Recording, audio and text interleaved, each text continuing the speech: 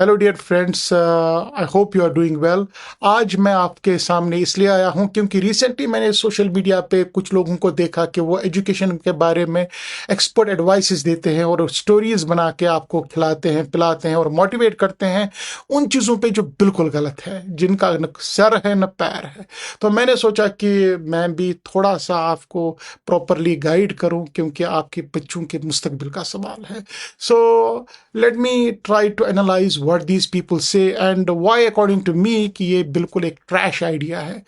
तो एक साहब कह रहे हैं कि एक स्कूल में सब बच्चों को एक जैसी पढ़ाई चल रही है, मतलब सबको एक जैसा पढ़ाया जाता है और ये सही नहीं है। क्या आप सबको एक जैसी तालीम दोगे? हर एक बच्चा इंडिविजुअली डिफरेंट होता है और नेचुरली तालीम भी हर एक बच्चे के लिए डिफरेंट होनी चाहिए।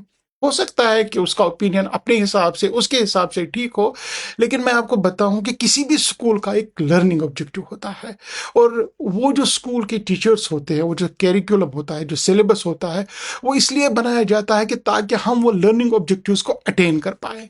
मान लो आपको ड्राइविंग सीखना है, तो 100 लोगों ने एनरोल किया ड्राइविंग स्कूल में, तो उनको ड्राइविंग सीखनी है। अब ड्राइविंग का जो टीचर है वो आपको क्या पढ़ाएगा? वो आपको सिखाएगा कि ट्रैफिक के क्या रूल्स हैं, आपका गाड़ी का इंजन कैसे काम करता है, माइनर डिफेक्ट्स कैसे आप खुद ही वो गाड़ी के एड्रेस कर सकते हो, and how would you safely drive. तो ये उसके लर्निंग ऑब्जेक्टिव्स है।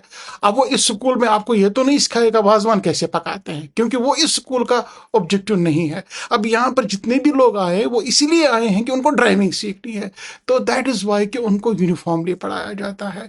आप मेडिकल स्कूल जाते हो, वहां आपको क्या सिखाया जाएगा? क्या एरोप्लेन कैसे बनाते हैं? नहीं, वहां आपको सिखाया जाएगा कि एक पेशेंट को कैसे ट्रीट करते हैं, एक पेशेंट को कैसे डायग्नोज करते हैं। मेडिकल स्कूल के अपने लर्निंग ऑब्जेक्टिव्स है, वो उनको लेके आपको ये चीज़ें समझाएंगे। तो क्योंकि उसका अपने स्कूल का अपना, हर एक स्कूल का अपना एक लर्निंग कैरिकुलम होता है, अपने लर्निंग ऑब्जेक्टिव्स होते हैं और उन ऑब्जेक्टिव्स को अटेन करना होता है। अब ले लीजिए किंडरगार्टन की बात। बच्चों को जब हम स्कूल में छोड़ते हैं तो क्या पढ़ाते हैं? सबको एक जैसा ही पढ़ाते हैं ना, क्योंकि हमें पता है हमें इनसे करना क्या है, मतलब what do we want to teach them. इनको बेसिक मैथ स्किल्स आने चाहिए, इनको लैंग्वेज आनी चाहिए। अब जिस बच्चे को बेसिक मैथ स्किल्स हम नहीं सिखाएंगे, वो सोसाइटी में फिट हो जाएगा? वो कल जाके बाजार से कुछ खरीद नहीं पाएगा, उसको नहीं पता है 2+2 कितना होता है। एंड इफ आप बच्चे की लैंग्वेज डेवलप नहीं कर पाए तो बच्चा कम्युनिकेट ही नहीं करेगा, इज ए ट्रैश देन। तो ऐसा नहीं होता है कि मतलब आप उठे और जो है आपने क्रिटिसाइज करना शुरू कर दिया। अच्छा, एनसीईआरटी में 300 साल पुरानी जो है दलीलें लिखी हैं, तो ये अपडेटेड एजुकेशन नहीं है। किसने आपको बोला एजुकेशन एक्सपर्ट होना? कि एनसीईआरटी में 300 साल पुरानी चीजें लिखी हैं और वो लर्निंग ऑब्जेक्टिव्स नहीं है? अरे भाई, जो किंडरगार्टन में आप ABCD पढ़ाते हो, 1 2 3 4 पढ़ाते हो, वो 1000 साल पुराना है। इसका मतलब है वो नहीं पढ़ाए हम। आई मीन, ये बेसिक एलिमेंट्री एजुकेशन है एंड इसको पढ़ाना बहुत जरूरी है। फिजिक्स को पढ़ने के लिए आपको ये जरूरी देखना है कि एरिस्टोटल ने क्या समझा था, उसने क्या क्वेश्चंस पूछे थे, हालांकि वो 2000 साल पुरानी फिजिक्स है। इट्स नॉट लाइक दैट कि जो एक्सपर्ट्स होते हैं उनको पता होता है कि आपकी जो किस मेथोडोलॉजी से आपको ग्रो करना है, किस मेथोडोलॉजी से आपको आगे बढ़ना है और कैसे आप एकेडमिकली एक्सेल करोगे। ऐसे वो बेवकूफ़ लोग नहीं होते हैं जिन्होंने ये सिलेबस और ये बुक्स बनाई होती हैं।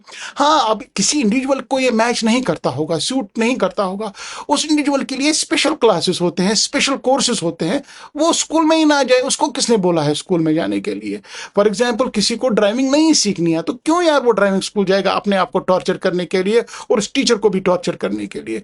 इसी तरह कुछ लोग कहते हैं ये नीट, ये जेई, ये सब बकवास है। ये कुछ भाई बकवास नहीं होता है। कोई आदमी का अच्छा डॉक्टर बनना चाहता है, आपको एक अच्छे डॉक्टर की जरूरत है सोसाइटी में, आपको अच्छे इंजीनियर्स की जरूरत है।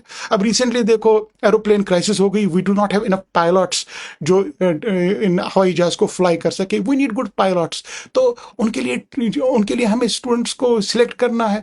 We need good pilots, good doctors, good engineers. तो हम किसी को भी आगे डॉक्टर बनाएं तो ताकि वो आगे जाके पेशेंट्स को मारे।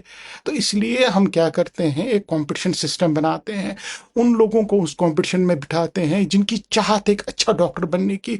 वो अपने अपने आप को उसमें डालते हैं, मेहनत करते हैं और बड़ी मेहनत से वो कॉम्पिटिशन क्रैक करके अच्छे मेडिकल स्कूल या अच्छे इंजीनियरिंग स्कूल में जाते हैं।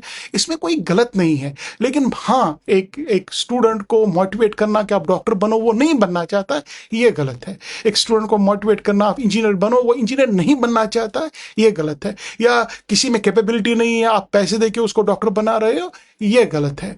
आपको ये देखना है कि बच्चे का क्या दिलचस्पी है, क्या इंटरेस्ट है। वो आपको 5th के बाद, जो 5th से 10th तक स्कूल होता है, उसका मोटिव ही वही होता है कि आप बच्चे में टैलेंट देखो, बच्चे को देखो कि किस डायरेक्शन में जाना चाहता है, फिर आगे जाके उसको उसी स्कूल में आप डालो। 10th के बाद तो यही होता है ना कि 2 साल आपको मिलते हैं कि ये चूज करने के लिए आपको क्या करना है लाइफ में। उसके लिए आपको प्रॉपर काउंसलिंग, पेरेंट्स की प्रॉपर सलाह और एक्सपर्ट्स की एडवाइस चाहिए। तो आप ऐसा कर लो, अकॉर्डिंग टू वन एक्सपर्ट आप गैप ले लो, घर में सो जाओ, और 2 साल के बाद पता नहीं दुनिया कहाँ पहुंची होगी और आप देखते रहोगे कि मैं कहाँ था। तो ऐसे नहीं होता है भाई, ये ऐसा सिंपल सिस्टम नहीं है। और आप एनसीईआरटी की बुक्स को क्रिटिसाइज कर रहे हो, it's not fair enough. They are all written by wonderful experts. आप उन बुक्स के लर्निंग ऑब्जेक्टिव्स देखो, they are beautifully written, well crafted, ताकि जो टीचर्स हैं वो समझ सके कि हमें क्या अचीव करना है स्टेप बाय स्टेप। तो ऐसा नहीं होता है कि आपने किसी को रोका नहीं है कि आप क्या करोगे, लेकिन एक गलत एडवाइस पेरेंट्स को देना बहुत बुरी बात है। तो मैं आपसे ये एडवाइस करूंगा कि आप अपना दिमाग इस्तेमाल करो और अपने दिमाग के हिसाब से सोचो। अच्छा, कुछ लोग